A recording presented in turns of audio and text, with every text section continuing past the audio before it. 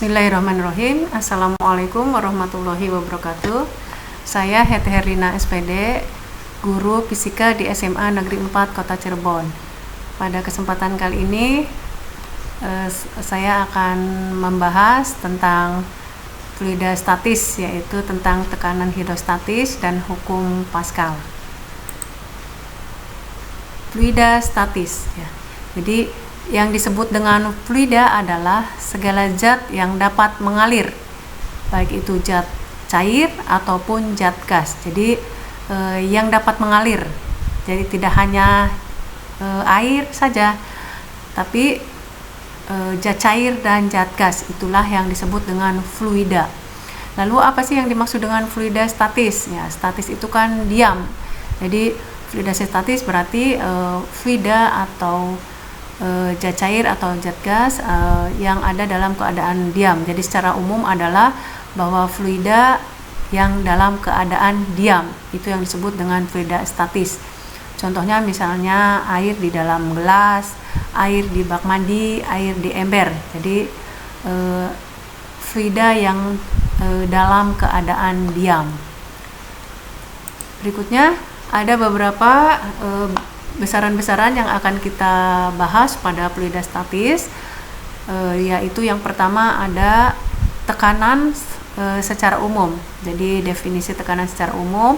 Yang kedua ada besaran tekanan hidrostatis. Yang ketiga kita akan memahami hukum pokok atau hukum utama hidrostatis. Dan yang keempat kita juga akan memahami hukum Pascal. Yang pertama kita akan memahami besaran tekanan. Jadi pengertian tekanan secara umum ya. Jadi menurut ilmu fisika bahwa tekanan adalah merupakan gaya normal tegak lurus yang bekerja pada suatu bidang dibagi dengan luas bidang tersebut. Jadi besarnya gaya yang bekerja pada benda tersebut dibagi dengan luas yang dikenai gaya, itu yang disebut dengan tekanan. Secara matematis bahwa besarnya tekanan yang diterima oleh suatu benda adalah F per A, di mana P-nya adalah tekanan dengan satuan adalah Newton per meter kuadrat, atau juga bisa satuannya adalah Pascal. Dan F di sini adalah gaya yang bekerja pada benda dengan satuan Newton, dan A adalah luas yang dikenai gaya dengan satuan meter persegi. Yang berikutnya, yang kedua, kita akan mengenal ada yang disebut dengan tekanan hidrostatis. Jadi tekanan hidrostatis ini adalah merupakan tekanan zat cair yang hanya disebabkan oleh berat zat cair. Semakin dalam zat cair, maka semakin besar tekanan hidrostatisnya. Jadi tadi dikatakan bahwa hanya disebabkan oleh berat zat cair, karena zat cairnya berada dalam keadaan diam, jadi hanya disebabkan oleh berat zat cair tersebut. Dan secara matematis besarnya tekanan hidrostatis adalah, kalau kita masukkan ke persamaan yang tadi, tekanan secara umum bahwa P sama dengan E per A. Nah, untuk membedakan antara tekanan secara umum dan tekanan hidrostatis, biasanya di sini disimbolnya ditambahkan ada huruf H. Jadi yang menyatakan bahwa ini adalah tekanan hidrostatis.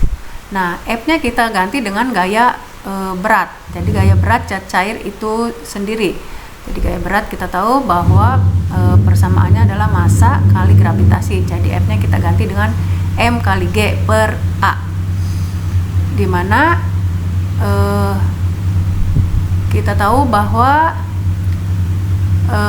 kalau kita hubungkan dengan massa jenis benda, bahwa massa jenis benda adalah massa per volume benda, sehingga massa sendiri berarti massa jenis benda dikalikan volume itu sendiri. Jadi rho dikali volumenya, berarti di sini ada luas dikali H. Lalu gravitasi di sini per A. Ada A bisa kita coret, sehingga persamaannya akan menjadi bahwa P H sama dengan Rho kali G kali H. Jadi tekanan hidrostatis secara matematika bisa dicari dari persamaan Rho kali G kali H, di mana Rho-nya adalah massa jenis dari fluida dan G-nya adalah gaya gravitasi dan H adalah ketinggian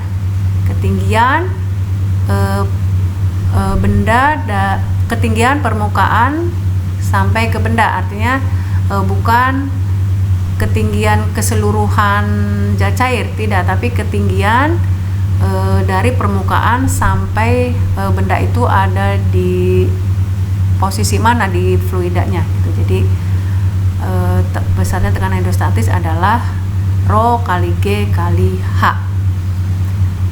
Yang berikutnya ada yang ketiga, hukum utama atau hukum pokok hidrostatik, yang menyatakan bahwa semua titik yang terletak pada bidang datar yang sama di dalam zat cair yang sejenis memiliki tekanan yang sama. Jadi di dua titik dengan ketinggian yang sama maka akan memiliki tekanan yang sama. Contohnya di sini titik A dan titik B.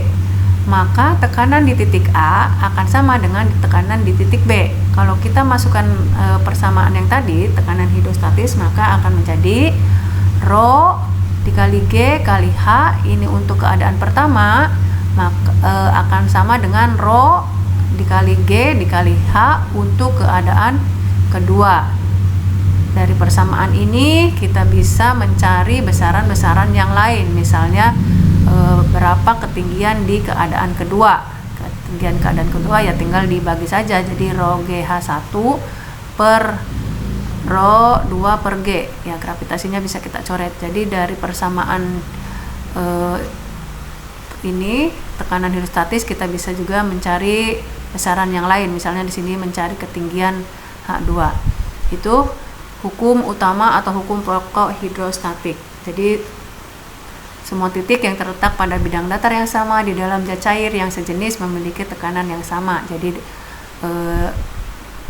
dua posisi atau dua benda jika posisinya sama dalam fluida maka akan memiliki tekanan yang sama. Yang berikutnya, yang keempat, ada hukum Pascal yang berbunyi bahwa tekanan yang diberikan pada zat cair di dalam ruang tertutup diteruskan sama besar ke segala arah.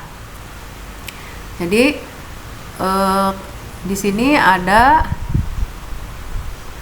di keadaan 1, berarti di sini ada tekanan 1. Di sini di posisi kedua berarti ada tekanan kedua. Maka tekanan di tempat 1 akan sama dengan tekanan di tempat kedua. Kalau kita masukkan lagi ke persamaan yang tadi bahwa secara umum tekanan adalah E per A. Ini keadaan 1, yang ini keadaan kedua, E per A keadaan kedua. Kalau di sini A itu luas, bisa juga kita ganti dengan diameter.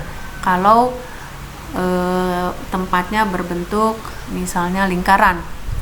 Jadi menurut hukum Pascal bahwa tekanan di tempat pertama atau di keadaan pertama akan sama dengan tekanan di tempat atau di keadaan kedua. Adapun penerapan hukum Pascal atau aplikasi dari hukum Pascal yaitu yang pertama pada dongkrak hidrolik, yang kedua pada pompa hidrolik, dan yang ketiga pada pengangkat mobil hidrolik. Pengangkat mobil hidrolik contohnya yang tadi di sini misalnya ini di sini diganti dengan mobil. Jadi kita kadang-kadang melihat di bengkel atau di tempat cucian mobil itu ada posisi mobil yang agak ke atas. Nah, itu sebenarnya alat tersebut menggunakan prinsip hukum Pascal. Jadi dengan memberikan tekanan yang kecil di tempat di sini di keadaan 1 maka akan dapat mengangkat mobil dengan berat yang cukup berat gitu. Itu penerapan dari hukum Pascal dalam kehidupan sehari-hari, jadi akan lebih memudahkan pekerjaan manusia. Demikian yang bisa saya sampaikan, yang bisa saya jelaskan pada pertemuan kali ini. Kita bertemu di kesempatan yang lain.